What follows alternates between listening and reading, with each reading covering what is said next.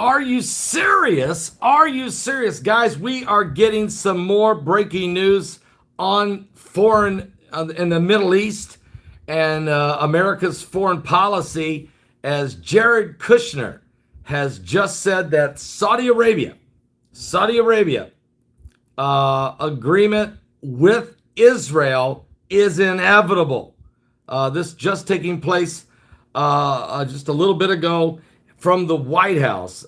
We have reports, and I'm going to tell you what he said and how this is starting to shape up. Is this the beginning? Was the UAE agreement the beginning of the covenant with many? Are other nations going to follow suit over the next few weeks and months? Let me put a shout out there right now, folks, for Ship Me Jesus. What?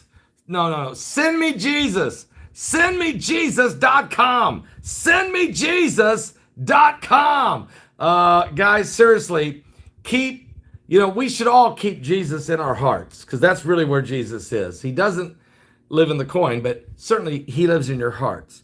But there's a neat little thing here. This is called the Last Supper free coin giveaway. And they're giving these away at www.sendmejesus.com. That's www.sendmejesus.com. I'll put the link below.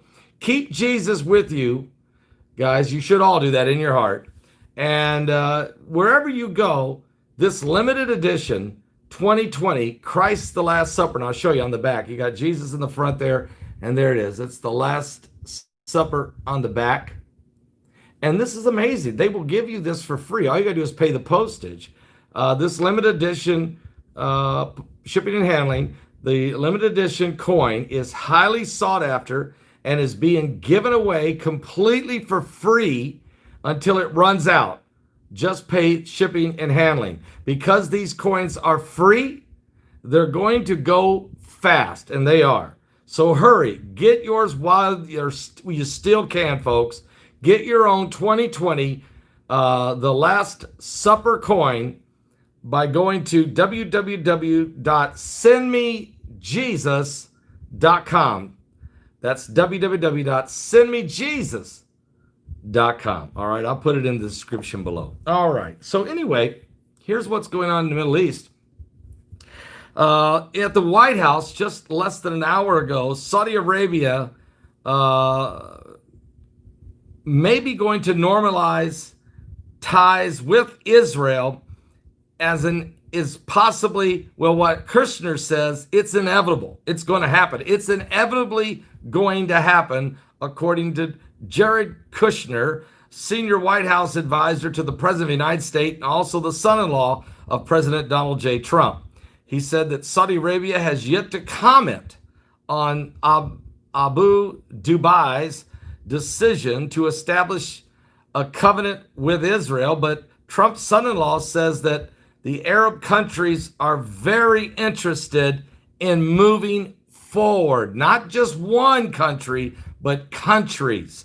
According to reports, U.S. President Donald Trump's son-in-law and senior advisor Jared Kushner said he fully expects Saudi Arabia to normalize the relations with Israel, despite the kingdom's silence after the UAE's decision to do so. And the United Arab Emirates announced yesterday that it would establish full diplomatic ties with Israel, which had promised to pause the planned annexation of a large part of the occupied West Bank. The move was widely celebrated within the White House as a foreign policy win for the Trump administration. And Saudi Arabia, one of the UAE's closest allies, refrained from commenting on the neighboring country's move. So Saudi Arabia hasn't said a word yet. But Kushner today from the White House an hour ago is saying Saudi Arabia is going to do it. It's inevitable. Now, Saudi Arabia, still, Kushner told CNBC in an interview today, it was inevitable that the Saudi kingdom would follow suit in normalizing relationship with Israel. I do think we have other countries that are very interested in moving forward, said Kushner. And then as that progresses, he said, I do think it is inevitable that Saudi Arabia and Israel will have fully normalized relations, and they will be able to do a lot of great things together, he commented. And when pressed on Saudi Arabia's silence following the announcement of the deal, Kushner implied that the kingdom would take time to come around. He said, we just had the first peace agreement in 26 years, and now you're saying, well, we want to get everybody else on board right away, he said, referring to the 1994 diplomatic pact between Jordan and Israel. Saudi Arabia has obviously been a great leader, he said, in modernization and changing of its culture, but it can't turn a battleship around overnight. Folks, the deal that took place yesterday between the United Arab Emirates and Israel is certainly huge. And President Trump, the Bible, and President Trump is being criticized, unfortunately, by some media, who's surprised by that. But I'm shocked, even some Christians have criticized the president. But the Bible says, pray for the peace of Jerusalem. And how are you going to have peace in Jerusalem unless you have peace with your fellow man? And the Bible also says this, guys. Blessed are the peacemakers, for they shall be called the children of God. Let me say that again.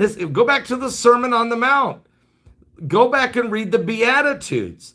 Jesus said, blessed is the peacemaker. Blessed are the peacemakers, for they shall be called the children of God.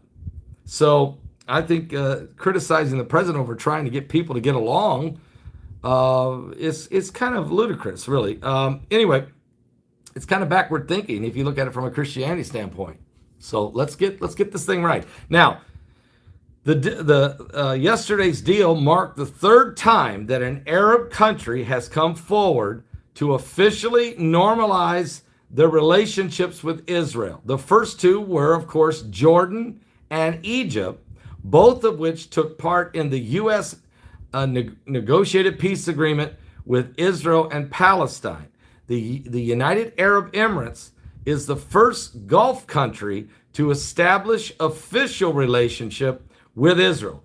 And though many Arab states, including Saudi Arabia and Bahrain and Qatar, have quietly cultivated informal ties with Israel, Israel media this week has reported that senior Israeli officials were reportedly in advance talking with Bahrain, which welcomed the UAE move over similar agreement.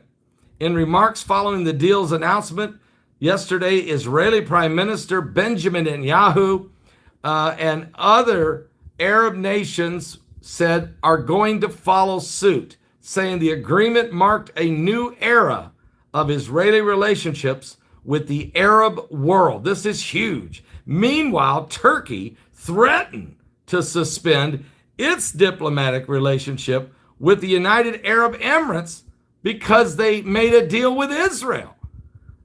Now, I've been talking about Erdogan for a while now, guys. Come on. He wants to fight the Kurds. He wants to take over Syria. He wants the oil fields in Syria anyway. He wants to take over Libya. Now he's fighting with the Greece over their oil off the coast of Greece. And now he's going to tell the United Arab Emirates what they can do and who they can be friends with. I think Turkey is the president of Turkey. He seems to be way off track. But we'll see how that plays out. He is building a relationship with Iran, and he's mad at UAE for building a relationship with Israel. I think we're figuring out which side Erdogan of Turkey is on. Now, by the way, meanwhile, Palestinian leaders have condemned the United Arab Emirates' decision, urging the Arab states not to normalize diplomatic ties with Israel until its, quote, occupation is resolved and an independent Palestinian state has been secured. Well, during this afternoon's interview with Jared Kushner, one of the architects of the Trump so-called deal of the century plan for Israel and Palestine, shrugged off this reaction by Palestinian leadership, calling it fairly predictable. So what's happening is exactly what I've been telling you. Israel is moving forward with the deal of the century, and they're doing it. They've already got the Golan Heights as their sovereign property proclaimed by President Donald Trump. They've already got Jerusalem as their capital proclaimed by President Donald Trump and Trump's moving of the U.S. Embassy to Jerusalem. Now, they went ahead and they have a covenant signed with the United Arab Emirates. So now it looks like Bahrain could be next, maybe Qatar, maybe Saudi Arabia. I think you'll see all of them and more joining in on this covenant with many. And so as this comes together, you're also going to see a division. You're going to see Turkey, Russia, Iran, and a lot of these radical proxies like Al-Shabaab over in Somalia and the Houthi rebels in Yemen and Hamas in Gaza and Hezbollah in southern Lebanon and the ISIS and the Islamic Jihad and some of these other really radical groups. You're going to see them all join a coalition. Syria will also be a part of that. They will build and even part of Iraq will do this. So let's watch how this plays out, guys, because we are literally watching biblical prophecy being fulfilled right before our very eyes. That means Jesus is coming soon. Give your life to Jesus Christ. We're living in the last days. Are you saved? Don't be left behind. Jesus is coming.